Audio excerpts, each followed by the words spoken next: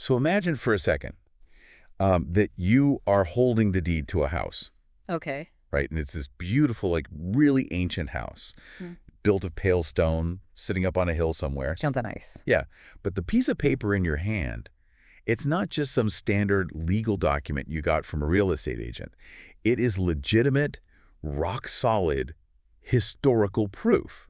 I mean, it has the ancestral signatures, the ancient stamps of your actual forebear. Oh, wow. So it's deeply personal. Exactly. Your family built the very foundation of this place thousands of years ago. So to you, it isn't just real estate. It's the absolute irreplaceable core of your family's identity. Right. It's tied to who you are. Like the very concept of who you are is basically baked into the masonry of that building. But then you walk up to the front door, you put your key in the lock, and you realize something totally paralyzing. Someone else is in there. Yes, someone else is living there. And look, they aren't squatters. They haven't just broken in for the weekend to throw a party. They have been living in the rooms of this house for generations. They actually have their own deed. Wow. Yeah. They planted the ancient olive trees out in the backyard. Their grandparents and, their great-grandparents are literally buried under the soil of those trees. It's just, it's the ultimate tragedy of human geography, really. It is. Because it's not a situation of a clear right and a clear wrong or, a truth versus a lie. It is two deeply rooted, completely legitimate, and just entirely emotionally charged claims to the exact same physical space. And neither family has anywhere else to go. Exactly. They're stuck. Right. And usually, when we talk about property or borders or sovereign land anywhere else in the world, we expect there to be a judge. Yeah. Yes, system. Right. We expect to need legal resolution. You look at a map, you draw a line, you sign a treaty, and you settle it. Then you just move forward. But then you step into the world of the Middle East, and specifically this incredibly narrow strip of land between the Jordan River and the Mediterranean Sea. And suddenly that map is totally useless. The traditional tools of diplomacy and law completely break down. They just don't apply. No, they don't. We are looking at a geopolitical and historical landscape that is honestly the definition of an unsolvable puzzle, because every single time you try to draw a line, you are cutting through someone's living room. Or someone's ancestral graveyard. Exactly. It is the absolute definition of a historical minefield. And today, we are walking right into the middle of it. So today is March 19th, 2026. Right. And for nearly 3 weeks now, the entire world has just been holding its breath, basically watching this direct, open military confrontation unfold between Iran and the U.S.-Israel alliance. With Hezbollah actively engaged up in the north, too. Yeah, and a grinding, devastating conflict still ongoing with the Palestinians on their own territory. It's incredibly volatile. It really is. Now, yesterday on Topic Lens, we focused our deep dive entirely on Iran, right? Their motivations, their history, their proxy networks, and we really hope you guys appreciated that one. We covered a lot of ground. We did.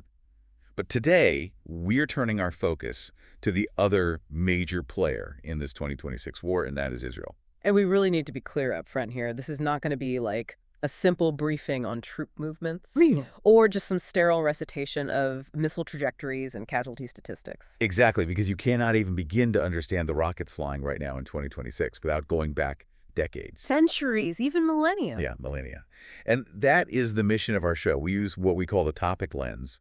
It's our way of looking right past those flashing red, breaking news banners, tuning out the 247 cable news shouting matches, and just unpacking the deep foundational context of the headlines. Finding the context is everything. Right. We are here to figure out the why and the how behind the what. Yeah. Okay, so before we take a single step forward, we need to set some absolute ground rules. Very important. Because this topic is incredibly sensitive. It is raw, bleeding trauma for millions of people. It's not an abstract political science experiment for us to just dissect. I'm really glad you brought that up because our commitment today is absolute neutrality. 100%. We're looking at a massive stack of incredibly detailed, thoroughly vetted sources. And our goal is not to be pro-Israel or pro-Palestine. We aren't here to pick a team? No, our goal is to impartially navigate documented historical facts. We are going to openly acknowledge where the narratives fundamentally, painfully clash. Right, and we'll be totally transparent when different sources disagree with each other. Exactly. We want to look at why these two groups of people see the exact same history in completely incompatible ways. And if our sources contain politically charged viewpoints from any side, we want to be clear We aren't endorsing them. We're just the messengers. Right. We're simply reporting on what the source material tells us so that you, the listener, can understand how we arrived at this explosive, terrifying moment in March 2026. Because the challenge here isn't choosing one story over another. It's not about finding the good guy and the bad guy. Which is what human nature desperately wants to do. Oh, totally. Yeah. We love a simple narrative. But the real intellectual and, frankly, empathetic challenge is holding multiple, deeply painful truths in your view at the exact same time. Without letting one erase the other. Exactly. Yeah. Okay, let's unpack this. Yeah. Because to understand the modern state of Israel, this incredibly powerful, highly controversial, geographically tiny nation, we actually have to start with the name itself. Right. What does the word Israel even mean? Because it's not just a geographical marker, is it? Not at all. And what's fascinating here is that the name Israel is thousands of years old, and its origin perfectly encapsulates the reality of the entire region. Okay, how so? Well, it's a Hebrew name that comes from the biblical patriarch Jacob.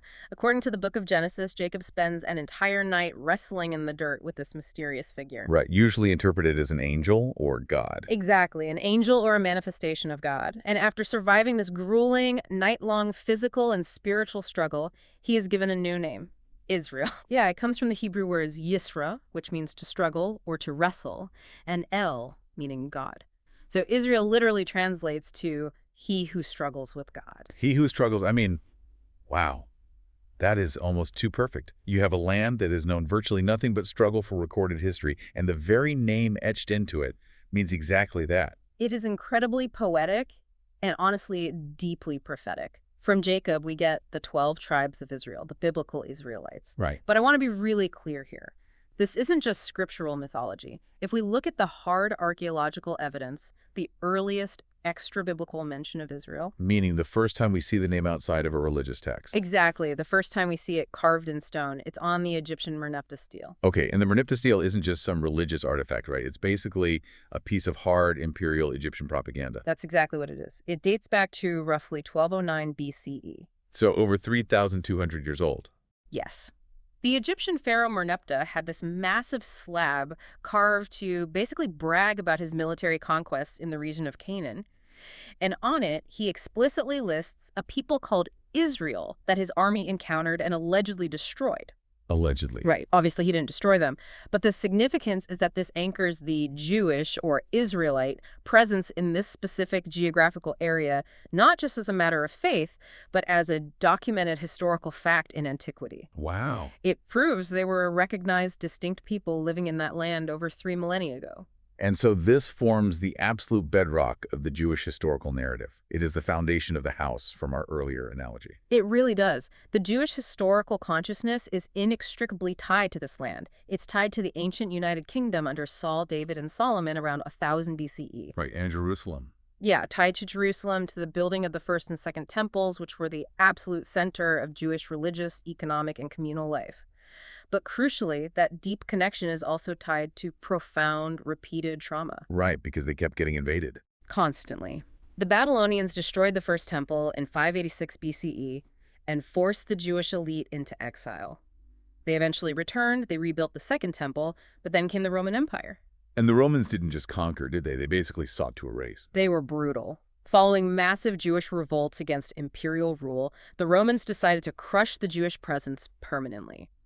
In the year 70 CE, the Roman legions destroyed Jerusalem and burned the Second Temple to the ground. Which is why the Western Wall is so significant today, right? Exactly. The Western Wall in Jerusalem is merely a surviving, retaining wall of that ancient temple complex courtyard.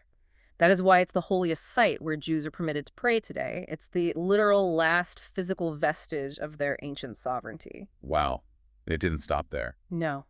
Following another massive Jewish uprising called the Bar Kokhba Revolt in 135 CE, the Romans completely leveled what was left of Jerusalem. They expelled a massive portion of the Jewish population, selling thousands into slavery across the empire. That is... And to add the ultimate psychological insult, the Romans deliberately renamed the entire region Syria-Palestina. Wait, they renamed it just to spite the Jewish population? Yes, they named it after the Philistines, who were the ancient historical enemies of the Israelites. a seafaring people who had lived on the coast centuries prior. Unbelievable. It was purely a punitive measure to erase the Jewish connection to the land. And this event kicked off the Great Diaspora, the scattering of the Jewish people across the globe into Europe, North Africa, and the broader Middle East. So, if I'm synthesizing the Jewish historical claim here, it is fundamentally one of indigeneity. The narrative is, we were formed as a distinct people here. Our language was born here. Our holiest sites are here. We had sovereign kingdoms here, and we were violently, imperially expelled. We never willingly gave up our deed to the house. Exactly. And that is why the modern Zionist movement, which we'll define very carefully in a moment, views the establishment of the State of Israel not as some foreign colonization project. Right. They view it as the ultimate indigenous land back movement. It is the return of a forcibly exiled people to their ancestral homeland after 2,000 years of wandering. But then we have to look at the Palestinian narrative. Because while the Jewish people were scattered in the diaspora for nearly 2 millennia, the land of Palestine didn't just sit empty waiting for them to return. No, history didn't hit the pause button. Exactly. And this is where the Palestinian historical claim is equally vital to understand and where the clash becomes so incredibly painful.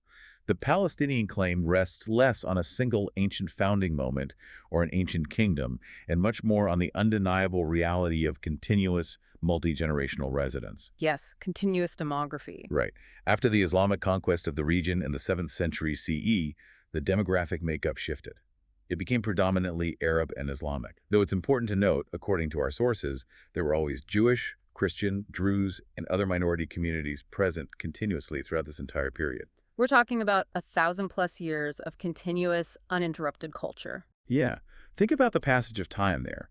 Through the medieval Crusades, through the rule of the Mamluks, and specifically through the Ottoman Empire, which ruled the area continuously from 1517 all the way to the end of World War I in 1917. That is 400 years of stable Ottoman rule alone. Exactly. For centuries, the Arab communities living there, the farmers, the city dwellers in places like Jaffa and Nablus, the nomadic Bedouins in the Negev desert, they built an entire society. They tended olive groves that lasted for dozens of generations. They established trade routes, built mosques and churches, and buried their dead in that soil. So, by the late Ottoman period, these diverse Arab communities had formed a distinct, recognizable local political and cultural identity. They didn't just see themselves as generic Arabs, they saw themselves as Palestinian. So when Palestinians say, this is our land, they aren't necessarily making a legal argument about a modern, UN-recognized nation-state called Palestine that was suddenly erased. Right. They are making a deeply human argument. They are saying, my grandfather's grandfather built this stone house. We have lived in these specific villages. We have farmed this specific valley. Our culture is baked into the topography of this place for centuries. Yeah. The Palestinian claim is deeply rooted in continuous demography and lived reality. When Jewish immigration from Europe began to increase significantly in the late 19th century, there were already hundreds of thousands of Arabs living there, with a fully functioning society. So you have a clash of two profound truths. Indigenous historical memory and ancient uninterrupted spiritual roots on one side, and centuries of continuous physical residence and local societal development on the other. Which brings me back to the fact that we need extreme precision when we talk about this. The terminology surrounding this conflict is constantly weaponized. It's misunderstood, and it's often completely conflated in the media and on social networks. Oh, absolutely. So if we are going to understand the geopolitics, we have to first understand the vocabulary. What does this all mean when we use terms like Jew, Zionism, and antisemitism? Those words are thrown around constantly. Constantly. And our sources suggest that most people use them incorrectly. Let's start with the most fundamental concept. What does it mean to be a Jew?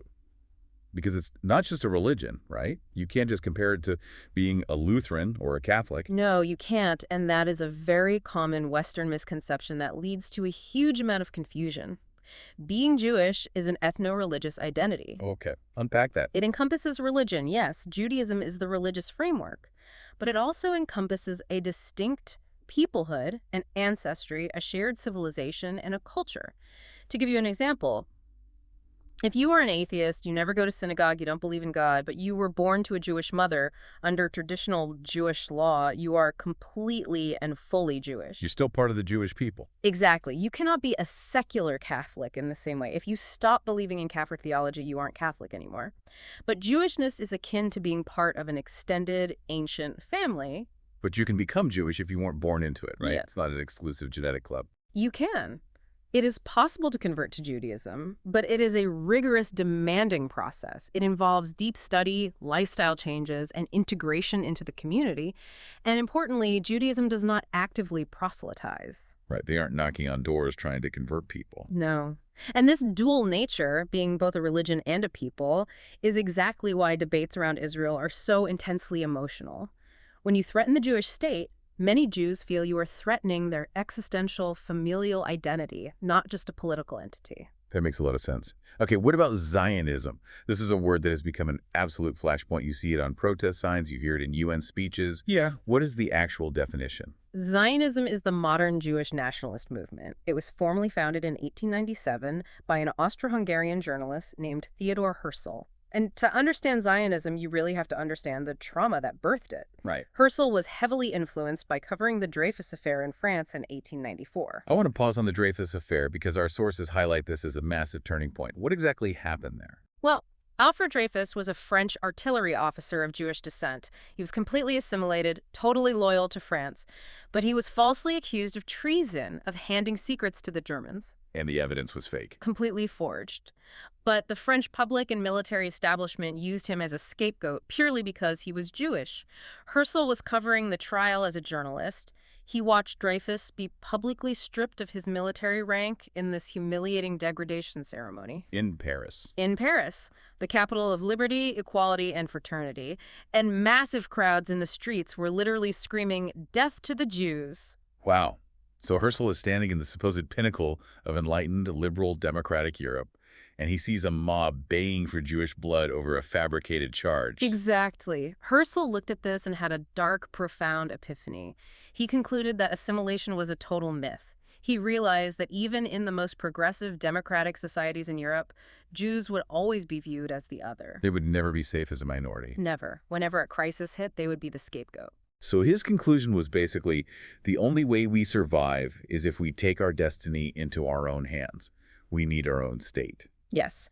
Zionism is the movement for Jewish national self-determination in their historic homeland. Now, what's crucial is that Zionism is not a monolith. It exists on a wide spectrum. Like political parties? Yeah. There are secular Zionists who see it purely as a pragmatic political necessity for physical survival. There are religious Zionists who see the state as a step toward fulfilling biblical prophecy. Right. There are left-wing socialist Zionists who built the early communal farms called kibbutzim, and there are right-wing revisionist Zionists who believed the state needed to be established immediately through unapologetic, aggressive military force. So if I'm a Jewish person, Zionism is fundamentally a liberation movement. It is the survival mechanism of a deeply traumatized people finally returning home. But to a Palestinian? To many Palestinians and to their supporters globally, Zionism is experienced fundamentally as a settler colonial project. It is viewed as an ideology that resulted in their physical dispossession, the loss of their homes, and their ongoing subjugation. And both of these descriptions reflect real aspects of the historical record. They do. The movement provided a vital, life-saving refuge for a violently persecuted people, but the physical realization of that state came at the catastrophic expense of another indigenous population. And that brings us to the third term, antisemitism. We need to be very precise here, because the line between political critique and bigotry is fiercely debated. Yes, it is. Antisemitism means hostility, prejudice, or discrimination specifically against Jews as Jews.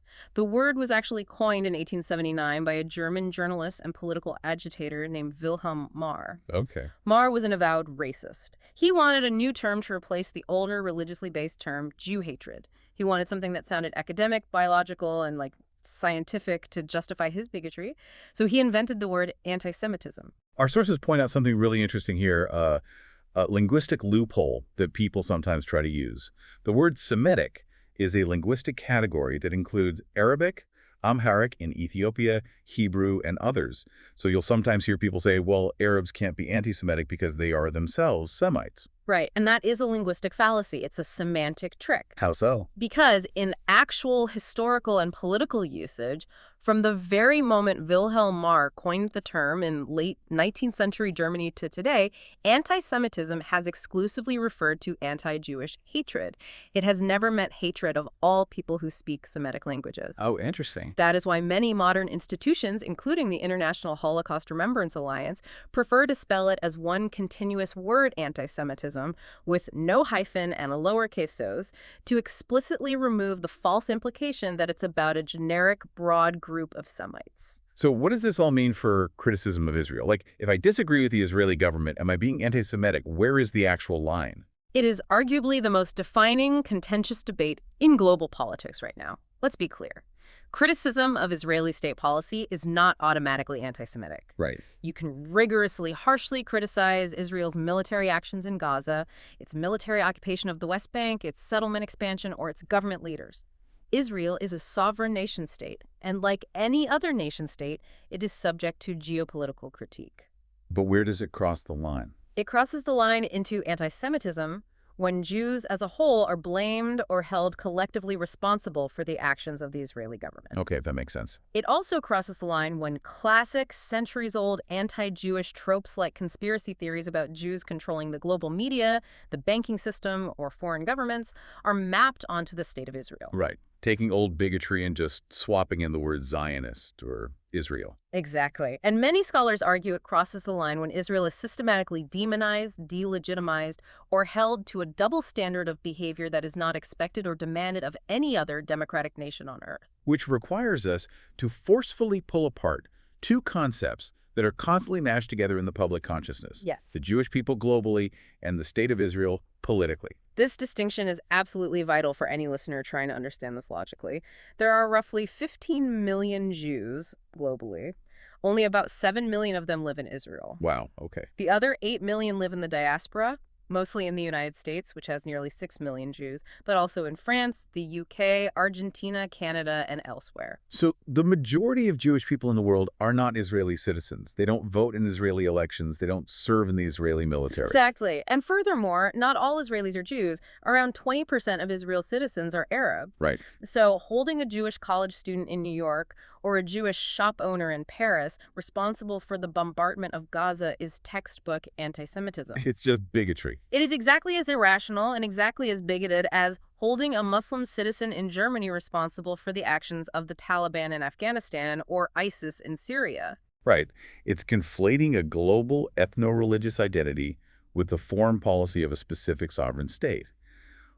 But to understand why that sovereign state acts the way it does, why it is so heavily armed, why it is so fiercely defensive, we have to look at the unimaginable trauma that birthed it. We do. We talked about Herzl realizing Jews wouldn't be safe in Europe in the 1890s. That wasn't just paranoia. No, it was a terrifyingly accurate premonition. Jewish vulnerability in Europe was profound and structural. For centuries in Christian Europe, Jews were marginalized.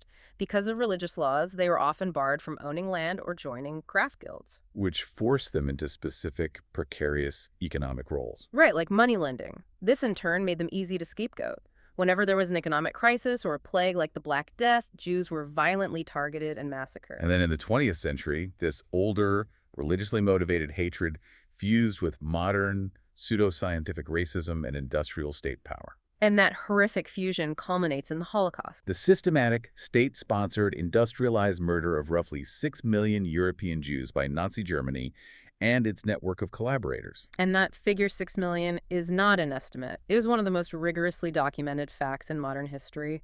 2/3 of all Jews living in Europe were systematically annihilated in gas chambers, mass shooting pits, and forced labor camps. I have to pause here, because reading these numbers on a page or saying them out loud is one thing, but wrapping your mind around the human scale of this, 6 million people. Entire lineages wiped out. Thousands of towns and villages where Jewish life had existed for centuries were just erased overnight.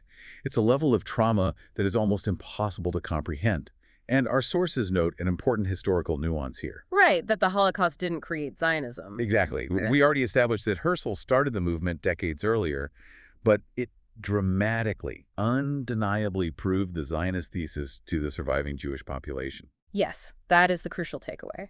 The horrific realization for the Jewish people was that without a sovereign state, without their own borders, and crucially, without their own military to physically protect them, they could be wiped off the face of the earth and the global community would largely stand by and let it happen. Because the borders of other nations were closed to them when they tried to flee? Exactly. Understanding that absolute existential desperation, the promise of never again, is the only way to understand the urgency and the uncompromising posture behind the events of 1948. 1948.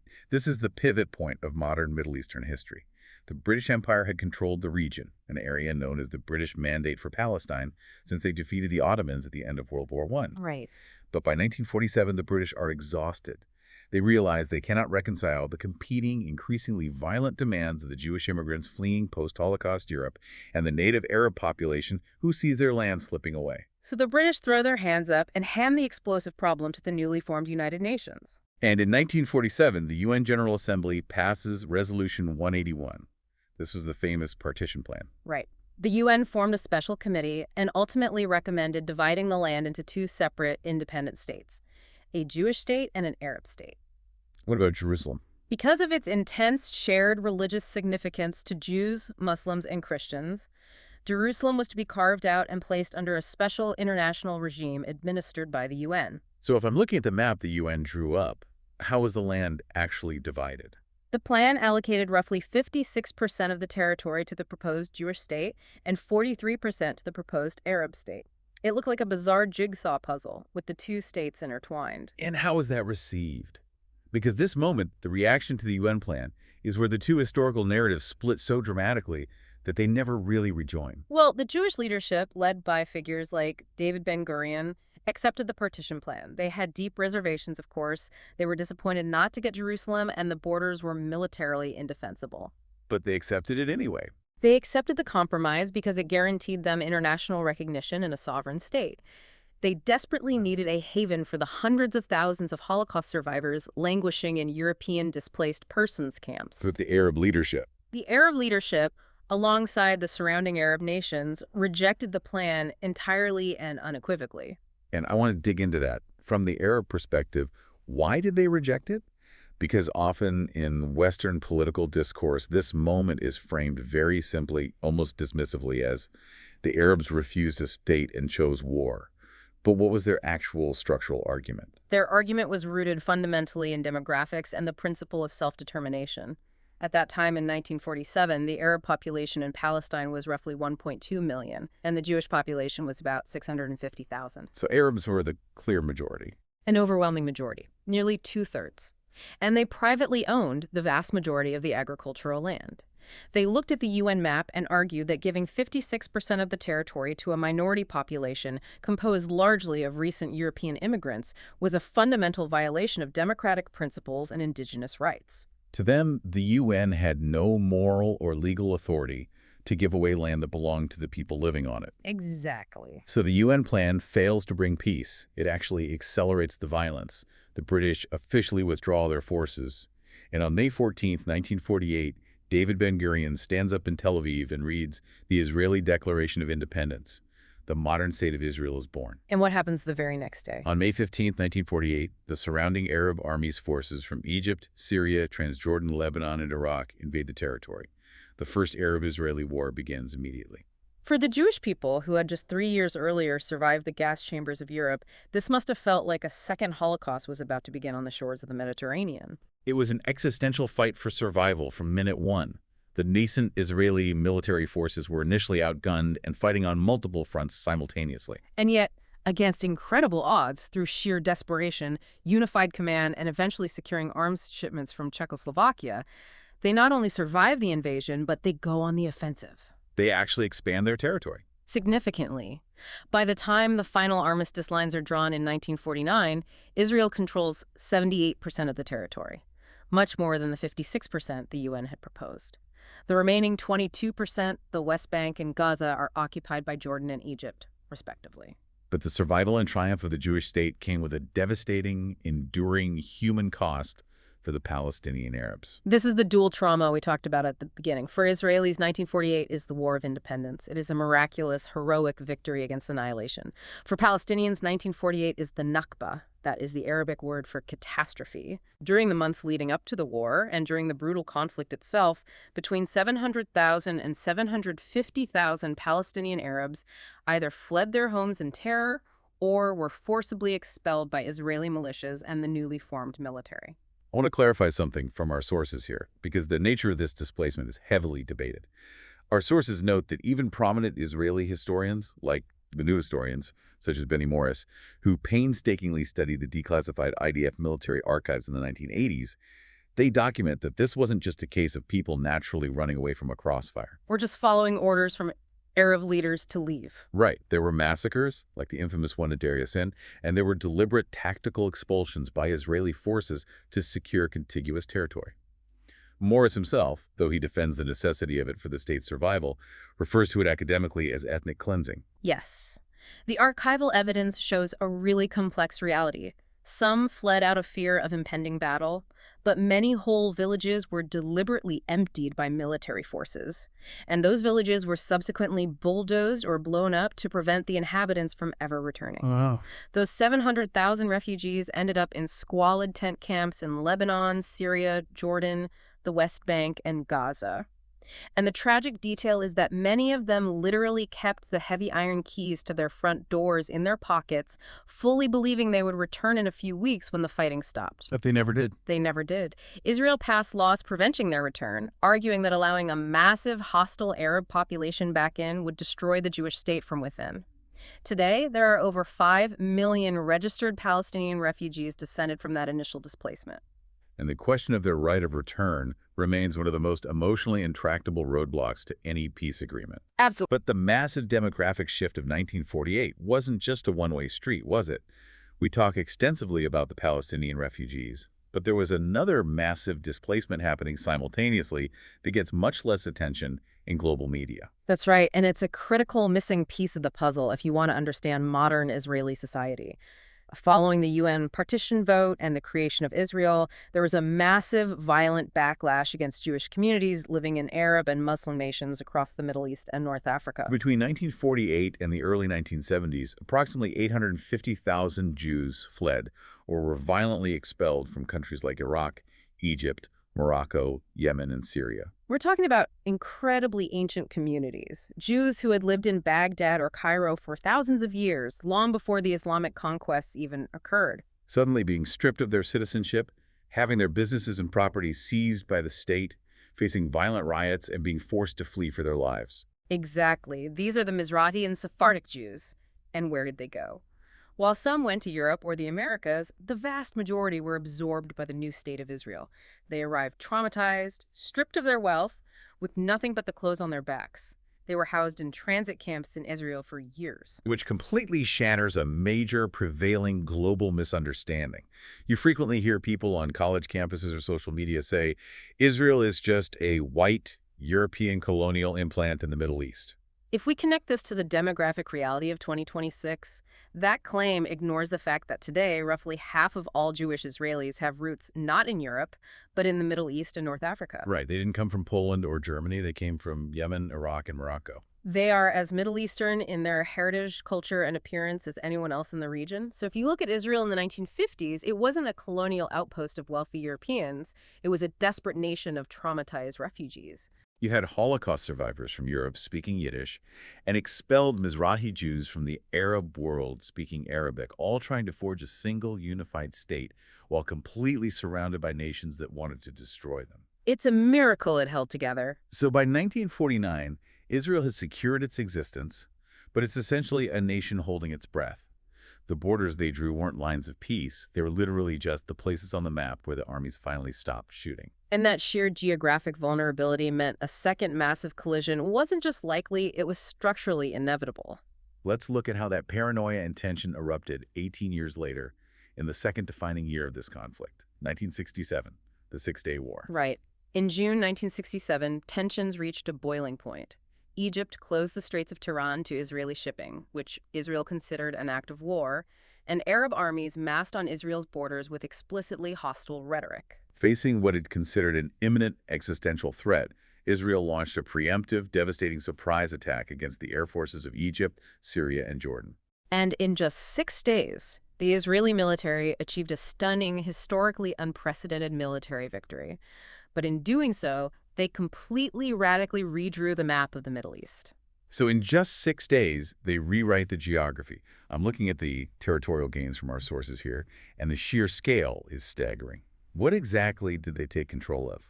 Israel captured the massive Sinai Peninsula and the Gaza Strip from Egypt. They captured the strategic, elevated Golan Heights from Syria in the north, and most consequentially for our story, they captured East Jerusalem and the entire West Bank from Jordan. So suddenly, in less than a week, Israel goes from being a small, vulnerable state crammed within the 1948 armistice lines to a massive occupying power controlling vast new territories and millions of newly conquered Palestinians. They effectively triple their footprint overnight. Wow. And the psychological and political shift is seismic.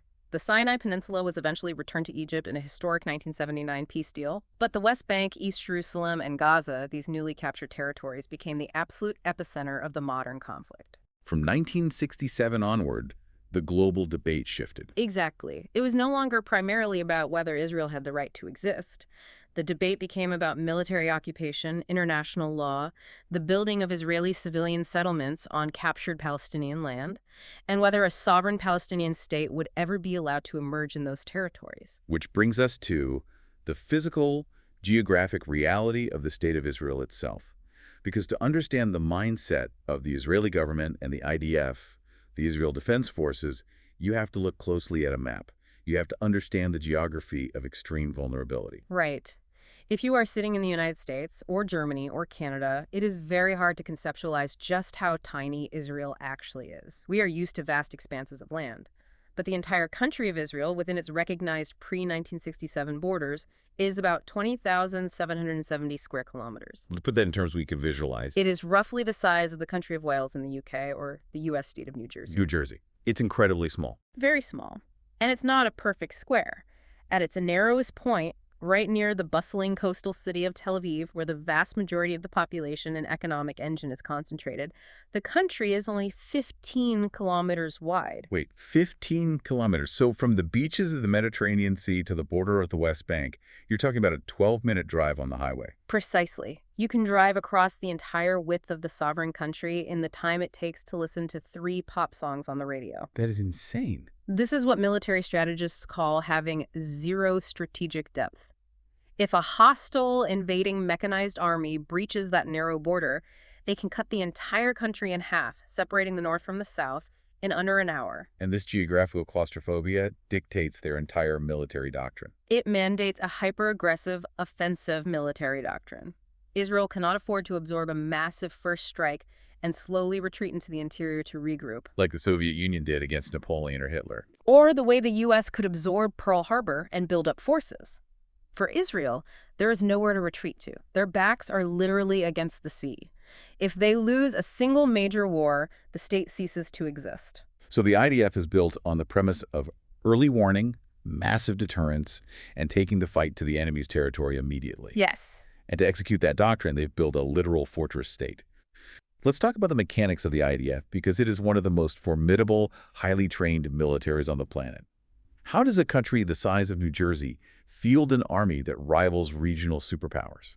It starts with raw manpower and societal integration. Israel has universal conscription, So everyone serves. with some specific exceptions. Most notably, the ultra-Orthodox Jewish population, who historically received controversial exemptions for religious Torah study, and the majority of Muslim Arab citizens. But almost everyone else goes into the military at age 18. Men serve nearly 3 years, women serve 2. I want to clarify something from our sources just to make sure we have the nuances right.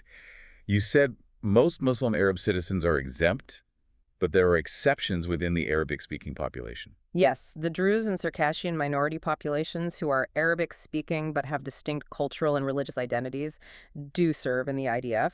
They actually face a mandatory draft and have a long, proud history of integration into the military's combat units. But the bulk of the Muslim Arab population does not serve. Right. For obvious, deeply complex political and social reasons, you don't want to force citizens to potentially fight their own ethnic kin across a border. Got it. So you have a massive standing army of 18 to 21-year-olds, but that active duty force isn't large enough to fight a multi-front war. No, the real terrifying power of the IDF is the reserve system. When Israelis finish their active duty, they remain in the reserves, often serving into their 40s. They do weeks of combat training every single year. So they're always ready. Always. Within 48 hours of an emergency declaration, Israel can mobilize hundreds of thousands of highly trained, combat-ready soldiers. They literally drop their briefcases, walk out of their tech startups, leave their farms, put on a uniform, grab an assault rifle, and form a massive army. And we saw this exact scenario play out in real time in the days immediately following October 7th.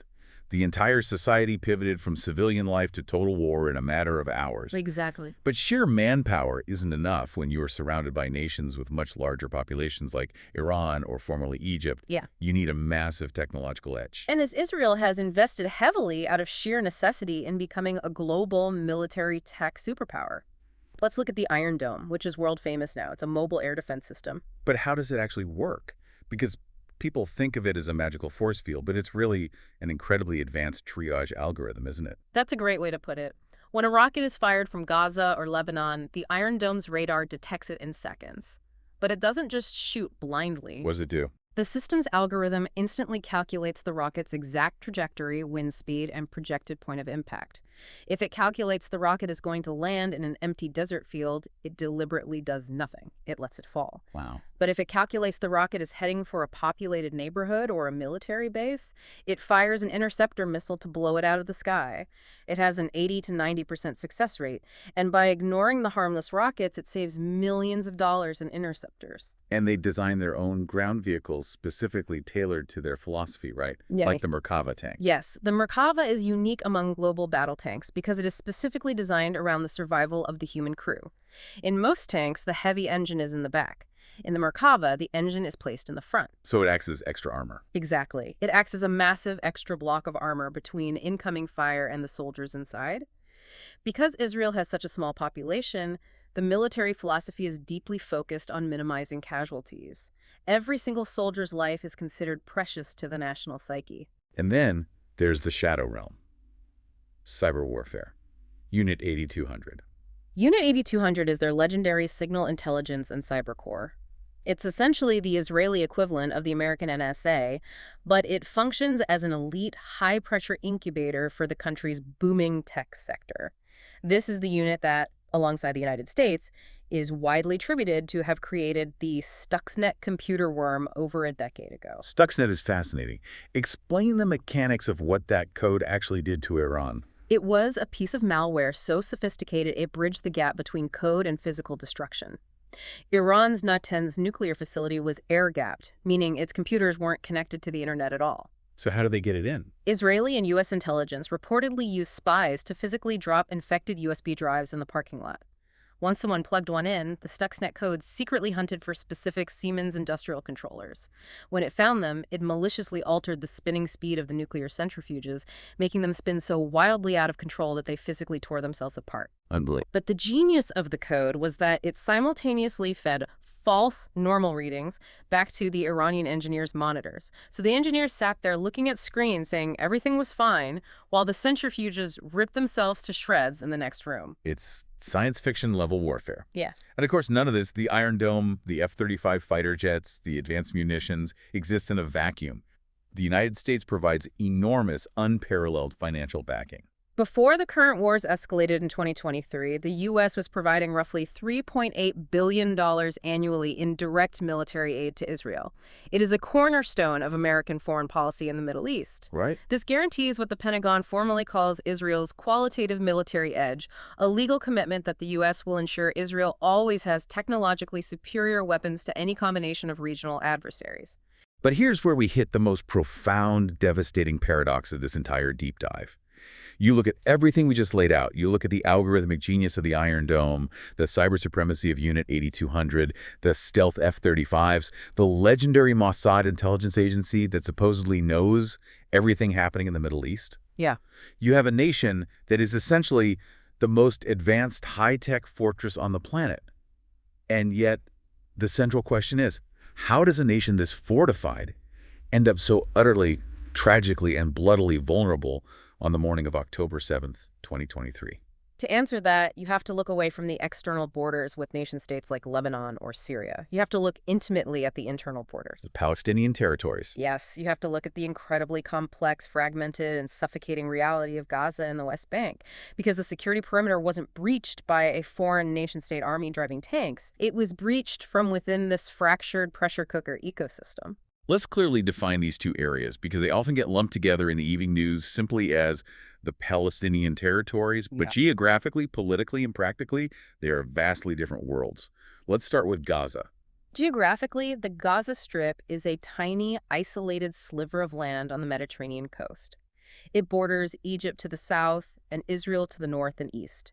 It is roughly the size of the city of Oslo or the U.S. city of Las Vegas. Just 365 square kilometers. Very small. But before the war, it was home to about 2.3 million Palestinians. Making it one of the most densely populated, cramped places on Earth. Exactly. Now, politically, the history is turbulent. Israel unilaterally withdrew its military troops and its civilian settlers from inside the borders of Gaza in 2005. Okay. But in 2006, the hardline Islamist group Hamas won Palestinian legislative elections. And in 2007, following a brief, incredibly violent civil war against the rival, more moderate Palestinian faction Fatah, Hamas took absolute dictatorial control of the Gaza Strip. And Hamas is fundamentally different from the Palestinian Authority in the West Bank, right? Yeah. Entirely different. Hamas's foundational ideology, enshrined in its charter, explicitly rejects the existence of the State of Israel and embraces armed, violent struggle to reclaim all of historic Palestine. They're designated as a terrorist organization by a lot of countries, right? Yes, officially designated as a terrorist organization by the U.S., the EU, Israel, and others. Because of this violent ideology and their control of the territory, from 2007 right up until October 2023, Israel and Egypt enforced a severe, uncompromising land, air, and sea blockade on Gaza. So Israel controlled the airspace and the territorial waters, strictly dictating what goods, construction materials, and people could go in or out. Right. So even before the current catastrophic war, you had 2.3 million people living in a blockaded enclave. You had massive youth unemployment, crumbling infrastructure, water that was largely undrinkable, and limited electricity. It was a massive pressure cooker. A pressure cooker that predictably erupted into major bloody conflicts between Israel and Hamas in 2008, 2012, 2014, and 2021. And then, completely geographically separated from Gaza by the State of Israel itself, you have the other territory, the West Bank. Let's talk about the West Bank, because our sources describe a map that is incredibly difficult to comprehend. It's not a unified state. No. The West Bank is much larger, about 15 times the physical size of Gaza. It has roughly 3 million Palestinian residents. On paper, it is formally administered by the Palestinian Authority, or the PA, which is dominated by the secular Fatah party and led by Mahmoud Abbas, Who, sitting here in 2026, is now 90 years old and hasn't faced a democratic election in nearly 2 decades. Exactly. But the PA doesn't really control the West Bank, not in the way a normal sovereign government controls its territory. How does it actually work on the ground? As a result of the 1990s Oslo Accords, the West Bank was carved up into a dizzying, fragmented labyrinth of zones. I like to use the analogy of Swiss cheese. The Palestinian Authority only really controls the holes in the cheese. The holes. Yeah. Area A is under Palestinian civil and security control. These are the isolated major Palestinian urban centers like Ramallah and Nablus. Area B is under Palestinian civil control but Israeli military control. And Area C, which makes up about 60% of the entire West Bank, the actual cheese that surrounds all the holes, is under full, direct Israeli civil and military control. And Area C is where the Israeli settlements are located. Yes. Since capturing the territory in 1967, Israel has built extensive civilian settlements across the West Bank. Today, there are over 700,000 Israeli settlers living there. These aren't just tents. These are major towns with shopping malls and universities. Wow. And these settlements are connected to Israel proper by a massive network of modern bypass highways that Palestinians are largely forbidden from driving on. So if I'm a Palestinian trying to commute from one area, a city, to another, say from Ramallah to Hebron, I can't just drive on the highway. I have to navigate a fragmented map cut up by Israeli military checkpoints, roadblocks, and physical walls. The daily friction is immense. The most visible symbol of this is the security barrier. In some rural areas, it's wire fencing, but in many urban areas, it is a towering 8-meter-high, solid concrete wall that snakes deep through the West Bank. Which cuts people off from their land. It often cuts Palestinian farmers off from their own agricultural land or separates villages from their schools. Israel argues passionately that it was a necessary, life-saving security measure built during the horrific wave of suicide bombings of the Second Intifada in the early 2000s. Right. But Palestinians see it differently. Palestinians call it an apartheid wall, arguing it is a land grab designed to permanently annex their territory and enforce subjugation. You just used the word apartheid. That is a legally heavy, deeply controversial term. It evokes South Africa. Let's dig into the citizenship labyrinth here, because people looking at the Gaza war often ask a very basic question.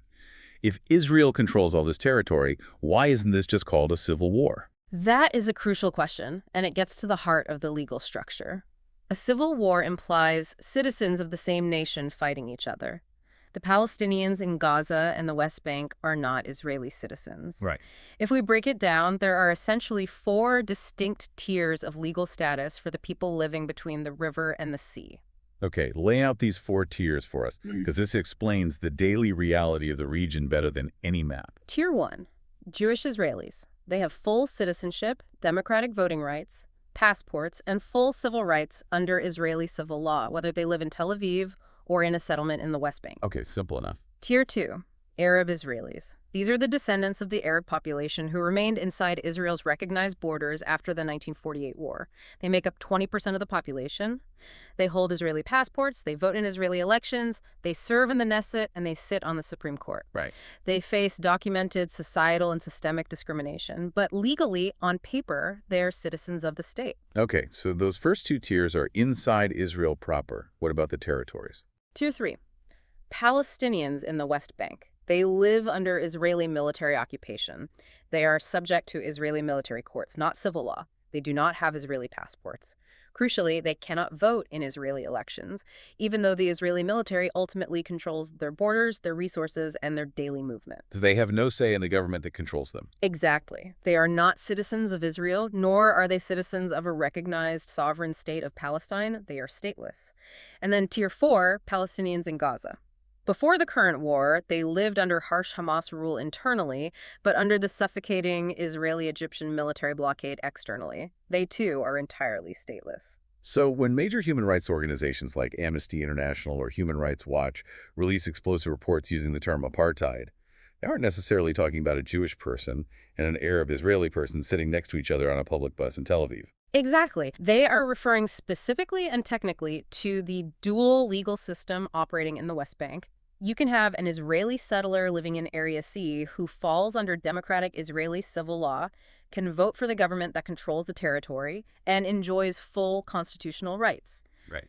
A few hundred meters away, you have a Palestinian family living in the exact same Area C who is subject to restrictive military law, lacks freedom of movement, can be detained indefinitely without trial under administrative detention, and has absolutely no democratic representation in the power that ultimately controls their lives. 2 people, same land, 2 entirely different sets of laws based on ethno-national identity. That is the legal structure critics label as apartheid. Wow. So if Hamas controls Gaza and the deeply unpopular, aging, corrupt Palestinian Authority controls fragments of the West Bank, who does Israel actually negotiate with for a lasting peace? That is the tragic reality of Palestinian political fragmentation. There is no single unified representative. Israel understandably refuses to negotiate with Hamas because Hamas explicitly seeks Israel's violent destruction. But negotiating solely with the PA is practically meaningless because Abbas has 0 influence or control over Gaza and very little legitimacy left in the West Bank. This political paralysis, combined with the suffocating, hopeless conditions of the Gaza blockade, the relentless expansion of West Bank settlements, and regional diplomacy that was seemingly moving on and leaving the Palestinians behind entirely, created a massive, volatile powder keg. And on the quiet, sunny morning of October 7th, 2023, Hamas lit the fuse. It was the Jewish holiday of Simchat Torah, a day of celebration, and it occurred just one day after the 50th anniversary of the start of the 1973 Yom Kippur War. At 6:30 in the morning, Hamas and allied militant groups launched a highly coordinated, multi-pronged, devastating assault. It was unprecedented. How did they bypass the billion-dollar tech perimeter? They blinded the fortress. They used swarms of cheap commercial drones to drop explosives on the Israeli communication towers, automated machine gun nests, and surveillance cameras along the border wall. Once the IDS was literally blinded, they breached the massive border fences using explosives and bulldozers. Thousands of heavily armed militants poured into southern Israel. They attacked unprepared military bases. They invaded peaceful, left-leaning farming communities, kibbutzim, going house to house. And famously, tragically, they attacked the Nova Music Festival, where thousands of young people were dancing in the desert at sunrise. The sheer brutality of the attack was staggering, and it was deliberately broadcast by the attackers on GoPros and cell phones. According to official figures, 1,139 Israelis and foreign nationals were slaughtered. Families were burned alive in their safe rooms. It's just horrific. There were widespread UN-documented cases of horrific sexual violence and mutilation, and 251 people, ranging from infants to an 85-year-old Holocaust survivor, were kidnapped, dragged across the border, and taken as hostages deep into the subterranean tunnel network of Gaza. I have to pause here, because we talk about history, but this is visceral. October 7th is widely described as the deadliest single attack on Jewish people since the Holocaust. Yes. And for Israelis, it didn't just break the border. It profoundly shattered the foundational psychological promise of the state. The entire premise of Zionism was to provide a safe haven, an iron fortress where Jews would finally be able to defend themselves. And for hours on October 7th, the fortress failed completely.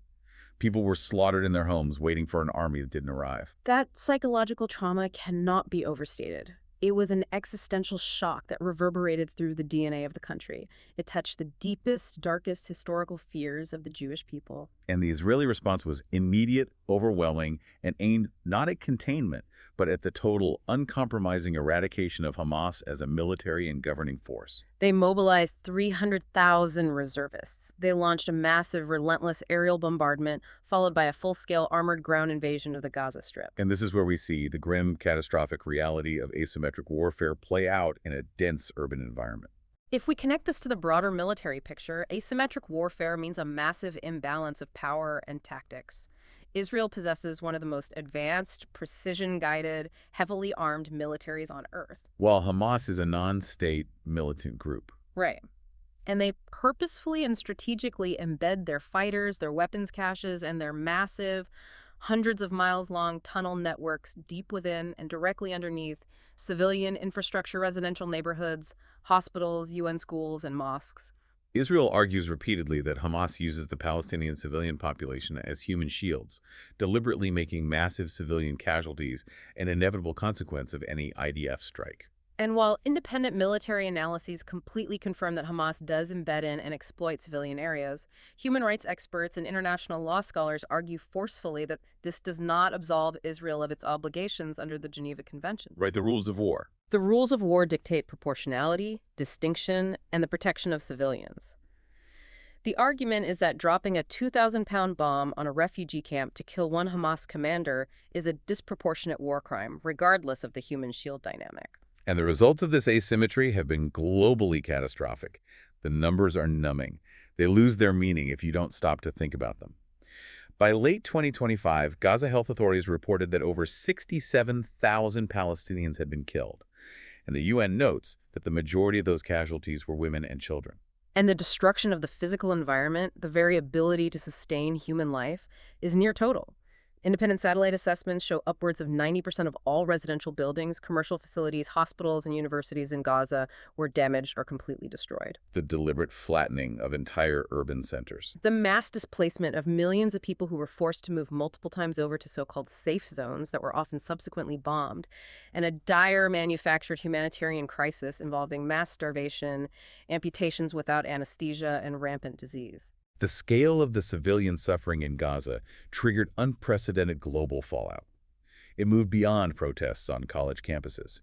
The International Criminal Court, the ICC in The Hague, sought formal arrest warrants for Israeli Prime Minister Benjamin Netanyahu and his former Defense Minister Yoav Gallant, alleging war crimes and crimes against humanity, including using starvation as a weapon of war. A move that was deeply controversial and fiercely, angrily contested by Israel and its allies, particularly the U.S. They argue the ICC lacks jurisdiction since Israel is not a member state. And more profoundly, they argue the court is drawing a false, offensive moral equivalence between a democratic nation-state fighting a defensive war for survival and a designated terrorist organization that purposefully targets civilians. But it Exactly. forces a strategic question. Is there a point where military deterrence, even if the stated goal is dismantling Hamas infrastructure, just breeds the next generation of insurgents? If you bomb a neighborhood to rubble, if you wipe out entire extended families, don't you just create 1,000 new radicalized recruits who have absolutely nothing left to lose? That is the core, unanswerable debate of counterinsurgency warfare. You can physically dismantle rocket launchers, you can flood the tunnels, you can kill the commanders, but it is incredibly difficult, perhaps impossible, to bomb an ideology out of existence. Especially when the very conditions of trauma, dispossession, and furious grievance are actively being multiplied by the bombardment itself. Right. And the shockwaves of Gaza did not stay contained within the borders of Gaza. They lit a fuse that traveled north, south, and eventually east, bringing us directly to the terrifying moment we are living in today, in March 2026. Because October 7th was the trigger for a regional domino effect, Hamas is not an isolated actor. They are a prominent node in what Iran calls the axis of resistance, a vast network of proxy militant groups funded, armed, and trained by Tehran, aimed at surrounding Israel with rings of fire and opposing American influence in the Middle East. Just one day after the October 7th attacks, while Israel was still clearing militants from southern towns, on October 8, 2023, Hezbollah began firing. Hezbollah is a massively powerful, heavily armed, Iranian-backed Shiite militia and political party operating out of southern Lebanon, right on Israel's northern border. They are far more capable than Hamas. They began launching anti-tank missiles and rockets into Israel, claiming they were opening a support front in solidarity with Gaza. This unprovoked bombardment forced the evacuation of nearly 80,000 Israeli civilians from their homes in the north, turning towns into ghost cities. Simultaneously, hundreds of miles down in Yemen, the Houthi rebels, another Iranian proxy, began firing ballistic missiles toward the Israeli port of Eilat and attacking international commercial shipping lanes in the Red Sea. So Israel is suddenly fighting a terrifying multi-front war. Gaza in the south, Hezbollah in the north, Houthis in the south. But all roads, all funding, all the weapons tech lead back to Tehran. Exactly. For decades, Israel and Iran have been engaged in a shadowy, covert conflict. Cyber attacks like Stuxnet, assassinations of Iranian nuclear scientists in Tehran, proxy skirmishes in Syria, but the Gaza war dragged that shadow war violently into the glaring light of day. The escalation ladder was climbed, rung by bloody rung. Israel intensified its airstrikes on Iranian-linked military targets and commanders in Syria and Lebanon. Throughout 2024, Israel reportedly utilized incredible intelligence penetration to deal massive, crippling blows to Hezbollah's leadership structure, severely degrading their command capabilities. And then, seeing its proxy network crumbling, Iran finally stepped out from behind the curtain. In April 2024, in retaliation for an Israeli strike on an Iranian diplomatic compound in Damascus, Iran launched a direct, massive barrage of hundreds of suicide drones and ballistic missiles at Israel. It was a watershed moment, the first direct military attack from sovereign Iranian soil against Israel in history. A coalition of U.S., Israeli, British, and even Jordanian air defenses intercepted almost all of them. But the psychological Rubicon had been crossed. The taboo was broken. This tit-for-tat escalation spiraled into a fierce 12-day open war in June 2025, where Israel explicitly targeted and degraded Iranian nuclear infrastructure and military installations. Which brings us to today, March 19th, 2026.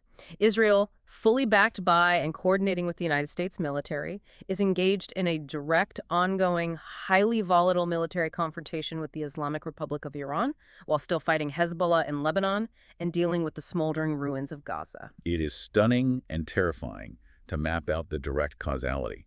A Hamas militant on a bulldozer breaking through a wire fence in southern Israel in October 2023 has directly, sequentially led to American and Israeli fighter jets striking strategic targets in Iran in March 2026, disrupting global energy markets, drawing in naval armadas, and bringing the entire Middle East to the absolute brink of a total, uncontrollable regional war. It's a deeply, violently Middle Eastern war. It's rooted in the sands and politics of the Levant. And yet there is this bizarre, almost surreal geographical paradox about Israel that we have to talk about to truly understand its psyche. Because while Israel is fighting for its life in the Middle East, its cultural, sporting, and institutional identity points in a completely different direction. It's true. Geographically, Israel is unambiguously located in Asia. It sits firmly on the eastern shore of the Mediterranean Sea, squarely in the Middle East. But politically, culturally, and institutionally, Israel is tethered almost entirely to the West, specifically to Europe and the United States. Let's look at sports and culture, because that's where ordinary people interact with geography. For example, the Eurovision Song Contest. Right. It's a massive cultural event in Europe, and Israel has won Eurovision 4 times. They are a dominant staple of the competition. And even during the height of the Gaza war controversies in 2024 and 2025, where there were massive, furious protests across Europe demanding Israel be banned the exact way Russia was banned over the invasion of Ukraine, Israel remained in the contest. Why?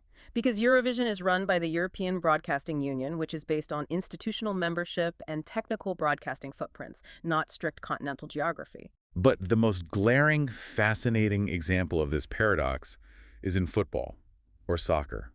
Israel plays in UEFA, the Union of European Football Associations. They played against France, Italy, and England. They do not play in the Asian Football Confederation. And that wasn't by choice initially. It's a product of regional hostility. From the 1950s all the way to the 1970s, Israel did compete in Asia. They even won the Asian Cup in 1964. Wow, I didn't know that. Yeah, but Arab and Muslim nations continually adamantly refused to play against them. They would forfeit matches rather than share a pitch with the Israeli team. It became an absolute logistical and political nightmare for the sporting federations. So Israel was essentially pushed out of the Asian Confederation. They spent years wandering the sporting wilderness. They even played in the Oceania group with New Zealand and Fiji for a while, before finally being admitted as a full, permanent member of European UEFA in 1994. Which sets up this incredible, mind-bending thought experiment. Imagine if Lionel Messi, the greatest player of his generation, whose last name literally evokes the word Messiah, imagine if he had grown up as an Israeli citizen playing for a domestic club like Maccabi Tel Aviv. If that were the case, Maccabi Tel Aviv could theoretically win the UEFA Champions League, meaning the absolute champion of Europe, the king of European football, would be a club that is not actually located on the continent of Europe. It's a quirky piece of sports trivia, sure, but it encapsulates something so profound about Israel's reality. It is an island. It perfectly, brilliantly distills Israel's strategic, cultural, and political isolation in its own neighborhood. It is physically rooted in the Middle East, its borders are in the Middle East, but institutionally, technologically, and diplomatically, it is tethered to the West. It is a nation that is semi-detached from the very region it inhabits, surrounded by states and populations that, to varying degrees, have rejected its integration for nearly 80 years. So as we pull the lens back, as we look at the reality of the Israeli-Palestinian conflict that sits at the burning heart of this 2026 regional firestorm, we have to acknowledge the grim reality. It looks, from the outside, entirely unsolvable.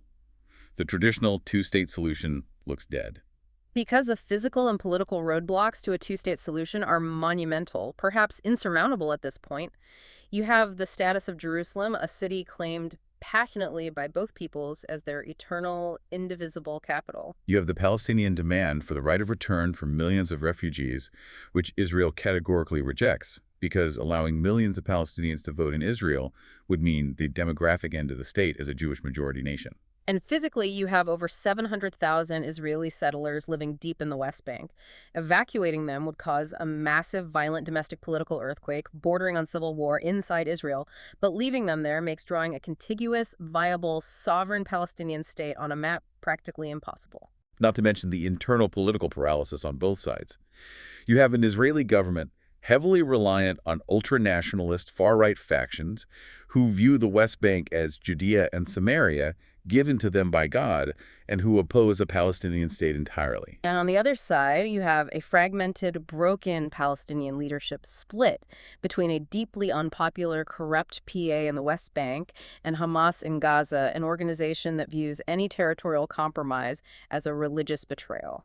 This raises an incredibly important point for anyone listening right now. If you are sitting safely in America or Germany or anywhere else in the West, miles away from the rockets and the rubble, it is very easy to look at this conflict as an academic exercise or political football. It is incredibly easy to point fingers, to assign clear-cut blame, to pick a team, and to view the other side as absolute, irredeemable monsters. But living inside the trauma is a completely different reality. Exactly. We have to have empathy for the lived reality. If you are an Israeli, your entire worldview is shaped by the generational, inherited trauma of the Holocaust, the constant daily threat of terrorism, and the visceral waking nightmare of October 7th. You live with the genuine existential terror that your neighbors genuinely want to wipe you off the map, and that if you drop your gun for a second, they will. Conversely, if you are a Palestinian, your reality is shaped by the generational trauma of the Nakba, the daily, grinding, systemic humiliations of military occupation, the suffocating lack of a future under the blockade, and the apocalyptic, devastating bombardment of Gaza. Your reality is ongoing dispossession, statelessness, and the terrifying vulnerability of having no army to protect your children from the sky. The State of Israel exists in a state of near constant grinding friction with its neighbors. The dream of a harmonious, peaceful Middle Eastern neighborhood where borders are just lines on a map and trade flows freely feels incredibly heartbreakingly distant right now in March 2026. And that is the dual truth we have to hold. Both the historical necessity of a sovereign, safe refuge for the Jewish people after millennia of persecution and the ongoing dispossession, statelessness, and catastrophic suffering of the Palestinians are undeniable objective facts occurring simultaneously. You cannot understand Israel, and you cannot understand this war without fully understanding the depth of both. It leaves us with a heavy, deeply philosophical, but absolutely necessary question. If the borders of nation-states are drawn by historical trauma, and they are maintained entirely by overwhelming military force, what happens when the force required to maintain those borders, to manage an occupied population, begins to erode the very democratic soul the state was built to protect? Yeah. How long can a country remain a heavily armed fortress before the high concrete walls inevitably change the people living inside them? That is the defining existential question for Israel's future and for the future of the entire region. Something for all of us to mull over, regardless of where we sit in the world. Until next time, keep looking to the topic lens.